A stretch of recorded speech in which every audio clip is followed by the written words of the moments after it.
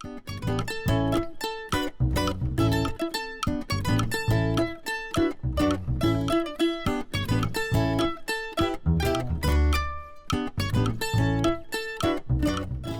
Evelyn Toku Inua. Ko Jane Takahiro. We teach here at Golden Bay Kindergarten in Golden Bay at the top of the South Island. Originally, when this kindergarten was set up, we were very lucky that we could have it built next to the primary school, and the land was actually Māori land, so we're very lucky that we're actually on Pilota Whenua land. I was really drawn to coming here because of the programme, which was based around sustainability and visual arts. And so when I arrived here, I was just blown away by how much edible landscape there was here. Those fruit trees were already established and the veggie garden was in full flow as well. And it's just amazing to me how much joy and wonder and awe that all of us get from it, the children and the teachers included. Yeah, that's it, pull it out. Oh, wow! Whoa, that's even bigger than mine, Poppy.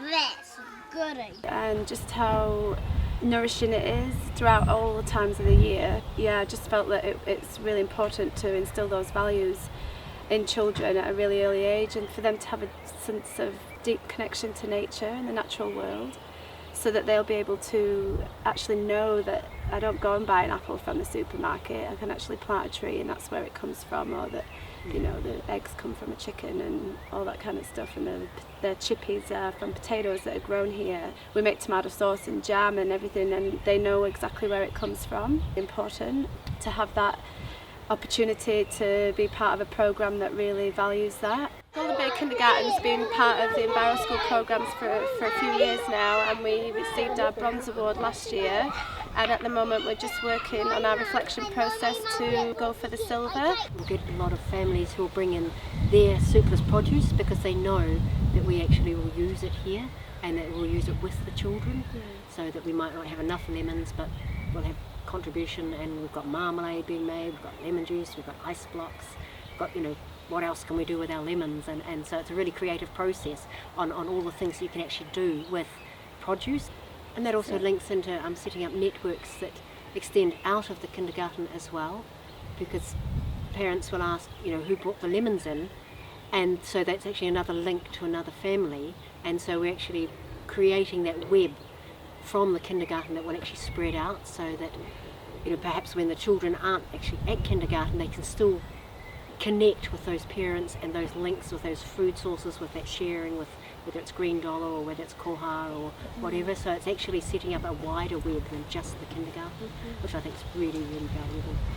I feel really privileged and honoured when I see the children engaging in the garden and they've got their fingers in the dirt and they're helping to plant the seedlings, because they see it completely differently to how we see it, and so it's just that sense of, and you feel it, the energy that they have when they're and when you're with them, that they're just so happy and in awe of what's going on, and then, you know, they might find a little worm as it's in the dirt. It's a worm! But I'm thinking, can you remember that worms don't like being on people's hands? Because they don't like it because our hands are warm and it makes them get sick. So we need to think of somewhere to put it that's cool and dark. Where's the worm? Where's a cool dark spot? He's gone in a dark place. Yeah. Just the sheer joy that they get out of engaging with the land and being out in nature, really. Yeah. And I just feel that when they're in the garden and they're on the land and they're in the dirt, how else could you feel that you belong? You know, you're connected with the land. This garden can nourish them in so many ways, and in so many levels, you know, like spiritually and physically and emotionally. And so I just feel it's amazing, and like talking about it right now, it's like, yeah. We draw out here and the children make books and they photograph the garden, they photograph the plants, and yeah, it just brings in so much of the curriculum in a holistic, informal way. Yeah, that's very meaningful for the children and for us. Yeah.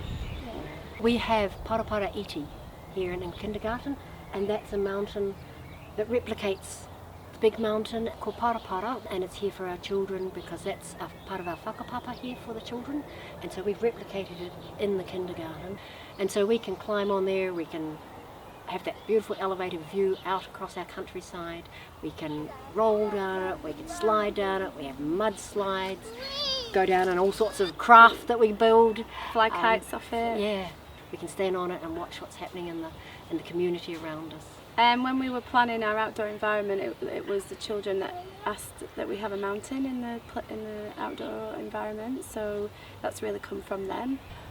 On our long-term plan for developing the kindergarten, we would like to be able to have running water through the kindergarten to replicate Parewhakaoho. And for us to do that, we've got a rainwater tank, and we're teaching the children about conservation of the water. Do we need to wait till it rains? How much have we used? How much are we sharing? And how we can actually link that into our total environment. And things like who has the first call on the water? Is it the plants? Is it our pet guinea pig? Are we going to need it for drinking? Then can we use it for using in the sand pit? And how do we actually use that wisely? Think, yes, I can start small, I can start in a pot, I can have a pot on the table, I can have a pot outside, we can make a bigger garden, we can get all sorts of reusable materials that we can use. You can go and get pallets and make pallet gardens, and they will last for a wee while, and they're non-toxic, and you know, they're free, so it's free resources. If you're by the beach, you can get a lot of seaweed. There's a heap of stuff that you can actually get to start your garden that's not going to cost, and just to get going. And once you get going and you get in there and you see how the children are using it, you know, you just get bigger and bigger and bigger, and there's no reason why you can't do anything that you want. You know, we've got big trees here and the children can climb them. We've got vines that grow over and shade us. We've got our food gardens, we've got, you know, our chamomile lawns, we've got flowers, we've got sensory, we can hear the wind in our trees, we can see, we can integrate everything like that, and so it just goes right across the whole curriculum. And you know, when we come back from holidays in the summer, because we have 4 weeks off, this garden is an abundance of food, and then you come in and because we've been away for so long, it's just like wow, and we eat out of it for weeks, and it's just amazing, and they see that too, that big change that they've made. One of the big focuses for our kindergarten is empowerment.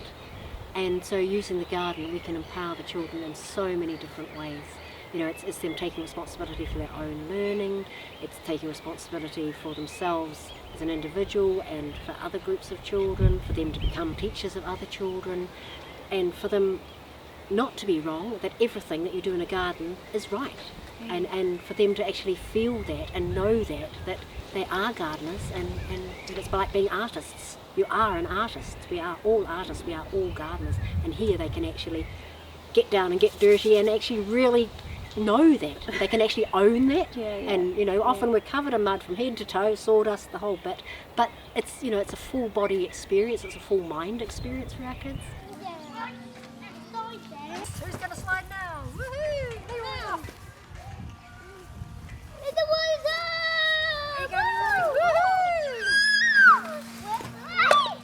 The garden is not about can you grow carrots in straight lines and are they all exactly the same size. It's actually about being able to do it and to experience that and to know that they can grow in all sorts of different places. They don't have to be regimented. You know, you can have a garden in a pot, you can have a garden on a boat. We have children who live on boats, so they can have gardens on their boats.